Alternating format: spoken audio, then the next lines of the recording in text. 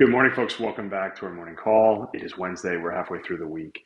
And honestly, for mid August, the onslaught of financial news, financial press, and kind of drama when it comes to some of the banks, when it comes to some of the macro stuff has been impressive. So today we're going to talk a little bit about Goldman Sachs. They have pretty much, had a bad news cycle consistently for the past several years.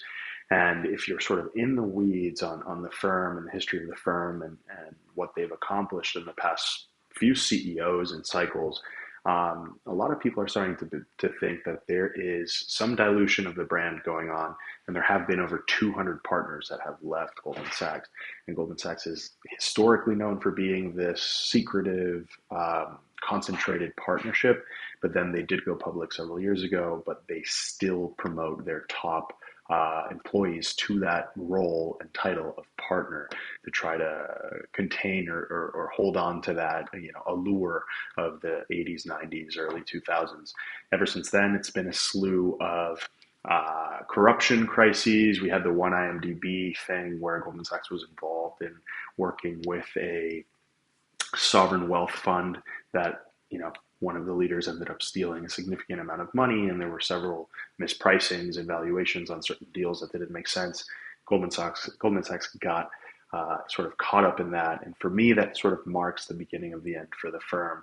The highlight of the week has just been the articles coming out about CEO David Solomon, also known as DJ Diesel, who has a little bit of fame for being a DJ and attending these massive festivals. But the irony is that internally, apparently, he's not very well liked and not very sort of community oriented. And the excerpts, these are words from Bloomberg, the New Yorker, Wall Street Journal, not mine, are that he wasn't really a banker's banker. He had a lot of double standards. He wanted to be in the Hamptons while he thought it was unacceptable for his employees to be in the Hamptons. And so the bitterness is festering. Senior Goldman Sachs managers are pressing longtime Allen John Waldron to pick a side within the firm. 54-year-old deal maker, spent 3 decades ascending the rungs behind Solomon, known to be in sync with the CEO struggles. Tensions at Goldman are apparent.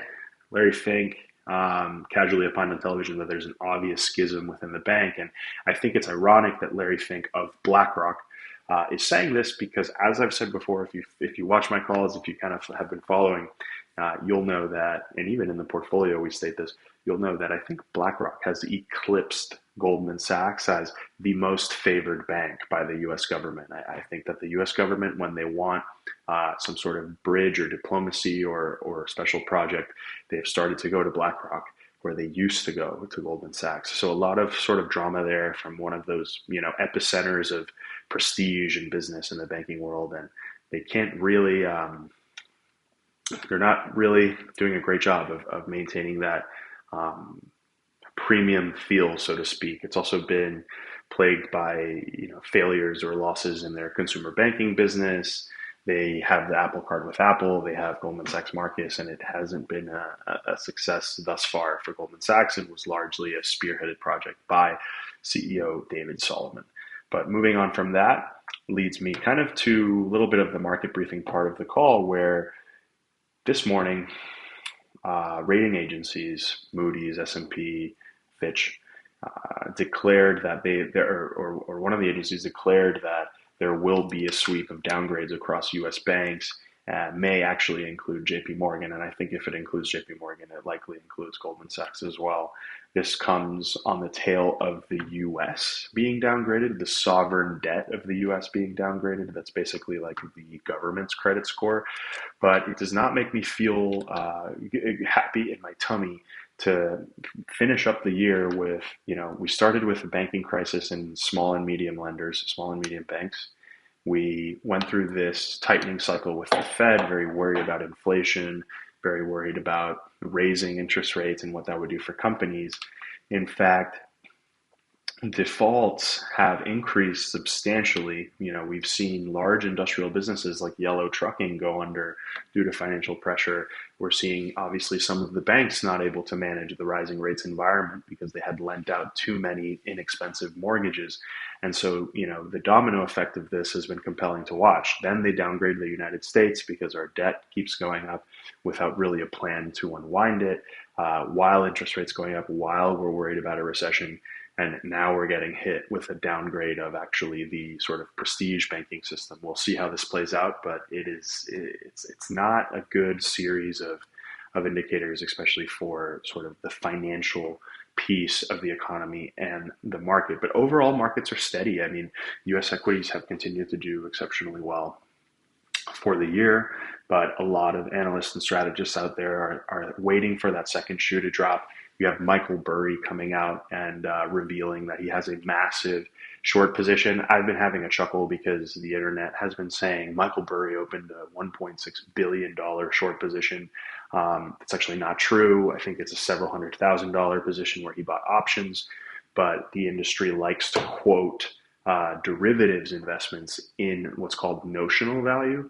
So it's the value if the derivative were to be executed. It's not the actual money spent on the investment, which is orders of magnitude smaller than 1.6 billion. But if things, were to go his way, that could be the scope of return that he sees. That's the beauty of derivatives. You get exposure to massive amounts of money, but you only commit a small amount to buy the contract. So market's nervous. Some of the big investors of the world are nervous. Rating agencies are nervous. And I think it's reasonable. I think it's definitely reasonable to be nervous. Fixed income is becoming much, much more attractive because of this, right? Because analysts who cover fixed income, as well as the rating agencies that give them their grades, are kind of looking at the uncertainty in equities, the uncertainty in technology, right? And then looking at the bond market, seeing yields above 5% for low risk assets and saying, hey, I'm more interested in this. So there's definitely, and also across analysts like on Twitter and stuff, Jared Dillian, one of my favorites, becoming ultra bullish on fixed income. And, I won't say I'm of that camp, but I am constructive. And I certainly think it finally makes sense again to have some fixed income in the portfolio. Above 5%, U.S. Treasuries, conventional wisdom says, go for it. And now we even see 30-year Treasuries, rallying and doing pretty well. Last but not least, unlimited vacation. So I read a report this morning where an analyst thinks that S&P companies will outperform, especially if they have unlimited vacation. And this is something I've gone back and forth with, especially in covering like the work from home saga of the last several years and whatnot.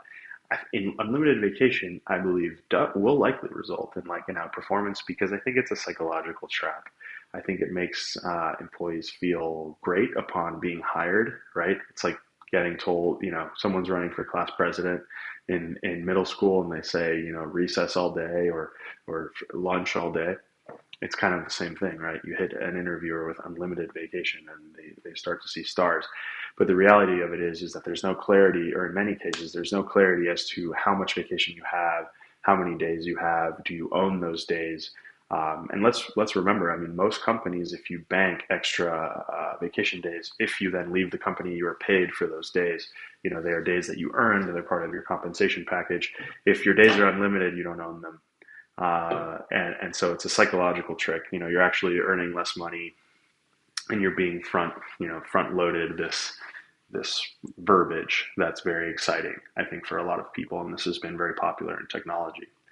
On the other hand, kind of going into putting on my I don't have a psychology degree, but putting on my feral psychologist degree, I think it puts people in a position where they feel guilty for taking time off. They don't want to abuse the policy. So, they have unlimited vacation. I would bet, if I was a betting man, that companies with unlimited vacation actually produce fewer vacation days, or rather employees take fewer days off.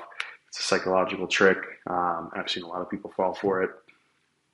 So I think it makes a lot of sense that companies who have this policy would outperform the S&P. They probably have more productive staff and fewer absences. So that's all I got for today, guys. I mean, it's been a hell of a week. We've had the Argentina elections, the Goldman Sachs House of Cards kind of falling down. China. I didn't talk too much about China today. I promised I would, but basically, we've touched on it before. They're in the opposite economic cycle. They're experiencing economic contraction, actually a recession, if we look at it in those technical terms of growth rate going lower.